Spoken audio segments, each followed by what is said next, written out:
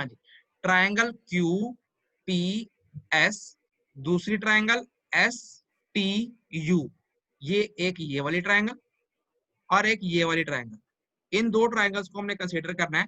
अब देखो triangle Q P S is similar to triangle S T U. Clear है? Clear है? Yes sir. अब अगर ये सिमिलर है तो इसके अंदर सिमिलरिटी की सारी कंडीशन लग जाएंगी, मतलब क्यू पी, इस ट्रायंगल का क्यू पी डिवाइडेड बाई दूसरी ट्रायंगल का S T will be equal to पहली ट्रायंगल का पी एस डिवाइडेड बाई दूसरी ट्रायंगल का टी यू, है ना? यही लिखा है यहाँ पे क्यू पी, ये लिखा Q P divided by S T will be equal to पहली ट्रायंगल का P S will divide by T U, ये यही लिखा है। क्लियर है ये? हाँ जी सर। अब यहां से अगर मैं इसको इससे मल्टीप्लाई कर दूं, इसको इससे मल्टीप्लाई कर दूं, तो Q P will be equal to P S multiply by S T divide by T U, cross multiply करा, इसको इससे मल्टीप्लाई कर लिया, इसको इससे मल्टीप्लाई कर लिया, यहाँ से क्यूपी की वैल्यू निकाल दी जो कि आ गई P S multiply by S T divide by T you, यही लिखा है ना?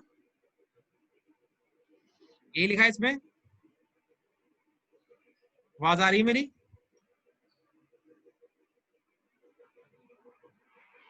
मेरी आवाज आ रही है?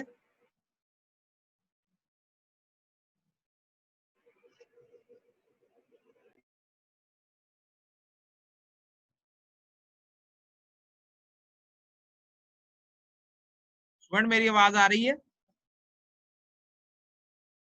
Yes sir. ठीक है, तो वह बोल दिया करो ना। अब देखो ये दो ट्रायंगल सिमिलर हो गई। अब इस ट्रायंगल के अंदर हमने क्यूपी की वैल्यू निकाल ली, QP is equal to P S multiply by S T divide by T U. यहाँ तक क्लियर है सबको ये? हाँ जी सर। अब इसके अंदर देखो P S multiply by S T को हम, अब ये एस टी है, एस टी जो सा है बराबर पी आर के है,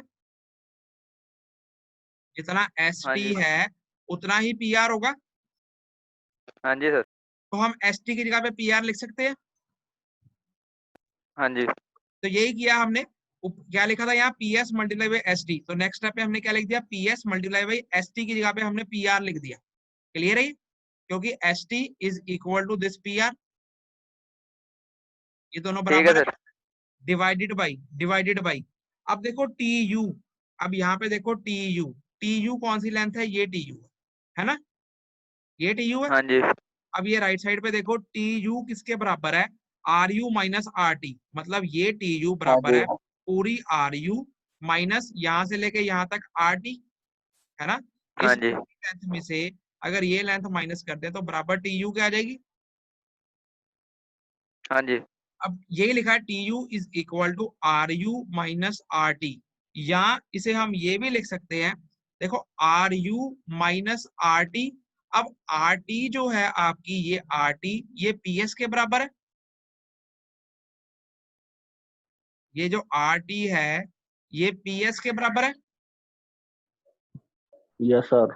तो हम इसे R U minus P S भी लिख सकता हूँ। पहले मैंने इसे बोला R U minus R T, अब मैं आर टी जौन सी है वो पी एस के बराबर है, तो मैं इसे R U minus P S भी लिख सकता हूँ, यही लिखा हुआ। क्लियर है? ठीक है क्लियर है? सर। क्लियर है सबको? ये कुछ भी नहीं किया। देखो टी यू की लेंथ क्या है? टी यू की लेंथ ये है, इसको सिर्फ चेंज किया गया है। टी यू बराबर किसके है? आर यू पूरी लेंथ माइनस आर टी। इस पूरी लेंथ आर यू में से आर टी माइनस कर दो तो टी यू आ गई, है ना? अब इस आर यू, ये आर यू माइनस इस आर टी की लेंथ बराबर है पी एस के बराबर, तो मैंने आर टी का पी एस लिख दिया, तो मतलब लिख दिया R U minus P S, ये लिखा R U minus P S, T U के बराबर। ठीक है सर। ठीक है। तो बस यही करना था। अब हमने क्यूपी की लेंथ निकालनी थी, ये देखो क्यूपी हम निकाल रहे हैं, इसके अंदर पीएस भी हम मेजर कर सकते हैं, ये लेंथ मेजर कर सकते हैं हम, हाँ जी। पीआर भी ये लेंथ भी मेजर कर सकते हैं। हाँ जी। नीचे लिखा आर यू, ये बड़ी लेंथ भी मेजर कर सकते हैं। और ये फिर पीएस वही रेपिटेशन है, वो हमने पहले ही मेजर कर लिया। तो इससे हम QP की लेंथ निकाल लेंगे। हमारे पास QP की लेंथ, हमने QP पता करनी थी चेनिंग करने के लिए। क्लियर है? Clear sir. किसी को ना क्लियर हो? ये चेनिंग अक्रॉस रिवर कहते हैं इसे। रिवर के केस में when the two ends are can not be alternatively chained, तो चेनिंग जौन सी है वो हमारी फ्री है, विजन जौन सी फ्री है, चेनिंग ऑब्स्ट्रक्टेड है। क्लियर है सबको? ये पहले केस में क्या था, हमारा पॉन्ड का केस था, तो उसके अंदर हमने डिटेल में पढ़ा था। दूसरा केस जो सा था वो हमारा ये रिवर का केस है, इसको हमने डिटेल में पढ़ा है। क्लियर है सबको ये यहाँ तक? यहाँ तक क्लियर है? हाँ जी सर। अब स्टूडेंट यस देखो, सर। जब हमने शुरू किया था हमने 3 केस पढ़े थे। 3 केस कौन से पढ़े थे ये वाली स्लाइड में? पहला case चेनिंग is free, vision is obstructed, ये हमने कर लिया। हिल का केस हो गया, फॉरेस्ट का केस हो गया। दूसरा case vision is free, चेनिंग is obstructed, ये भी हमने पढ़ लिया। पॉन्ड का केस पढ़ लिया, रिवर का केस पढ़ लिया। अब थर्ड केस हमने पढ़ना है when both the vision and chaining are obstructed, मतलब हम चेन भी नहीं कर सकते, हमें पहले पॉइंट से दूसरा पॉइंट दिखता भी नहीं है। ठीक है, ये हमने कर लिया। नेक्स्ट इसके बाद ये है chaining and vision both are obstructed, मतलब चेनिंग भी नहीं हो सकती और विजन भी ऑब्स्ट्रक्टेड हो रही है। पहले पॉइंट से दूसरा पॉइंट नहीं दिख रहा, दूसरे पॉइंट से पहला पॉइंट नहीं दिख रहा। क्लियर है? Chaining and vision both are obstructed. अब इस केस में एग्जांपल किस चीज की बनती है? बिल्डिंग की एग्जांपल बनती है। हाँ जी। क्लियर है सबको क्या चीज है ये? हाँ जी। स्टूडेंट अगर नहीं पता लगता पूछ लिया करो, बार बार कह रहा हूँ, पूछ लिया करो। अब स्टूडेंट देखो इस केस में क्या है ये हमारी चेन लाइन है, इस डायरेक्शन में हमारी चेन लाइन जा रही है। ये जो डायरेक्शन है दिख रही है सबको, जिसपे मैं एरो दिखा रहा हूँ? हाँ जी। ये क्या है? ये हमारी चेन लाइन की डायरेक्शन है। अब स्टूडेंट क्या क्या प्रॉब्लम आ गई? बीच में बिल्डिंग आ गई, अनअवॉइडेबली बीच में बिल्डिंग आ गई। ठीक है, क्लियर है? अब हमें क्या करना है, इस बिल्डिंग के क्रॉस चेनिंग करनी है। मतलब चेनिंग तो हमें करनी पड़ेगी, वो भी स्ट्रेट पाथ में ही करनी पड़ेगी। तो उस अब इस केस में हम कैसे करें? इस केस में हम क्या करेंगे स्टूडेंट देखो, हम क्या करेंगे, ये जो हमारी चेन लाइन है जो कि ए से बी तक डिपिक्ट हो रही है, हम क्या करेंगे इस चेन लाइन के ऊपर पहले एक साइड पे 2 पॉइंट ले लेंगे।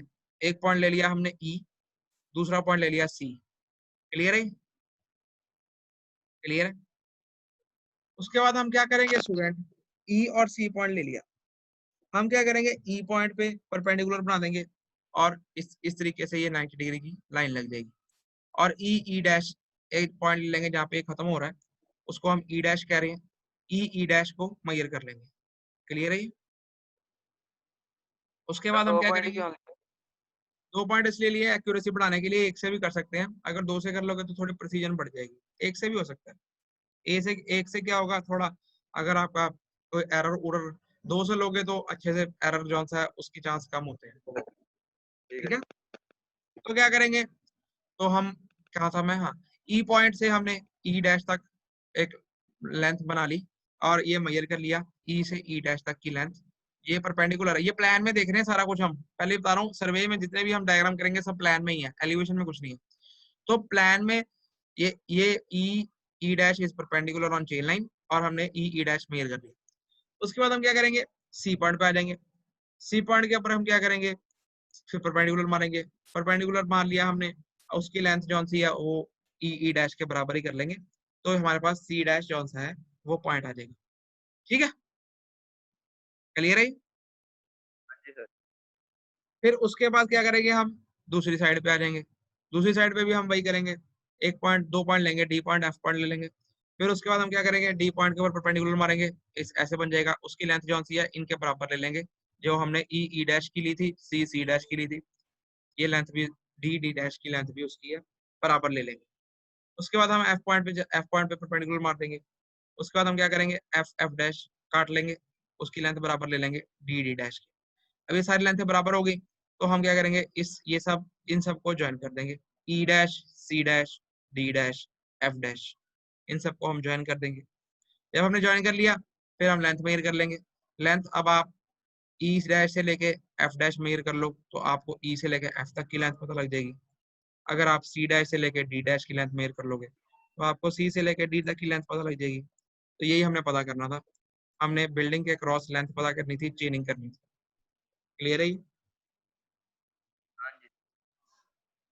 क्लियर है ये? यार पहले रेंजिंग करनी पड़ेगी ना यस सर। स्ट्रेट साइड पे। स्टूडेंट, जब हम कहते हैं स्ट्रेट पाथ स्टैब्लिश करना है तो सारा कुछ रेंजिंग से ही होता है, रेंजिंग के बिना स्ट्रेट पाथ नहीं स्टैब्लिश हो सकता। ठीक है। जब मैं कहता हूँ ना 90 डिग्री का एंगल आपने स्ट्रेट लाइन में मार देना है, तो वो 90 डिग्री तो देखो, रेंजिंग करोगे तो ही होगा, ऐसे कैसे कर लोगे? रेंजिंग के बिना आप स्ट्रेट पाथ बना ही नहीं सकते ग्राउंड के ऊपर सर्वे में। तो देखना पड़ेगा ना, हाँ फिर रेंजिंग चाहिए।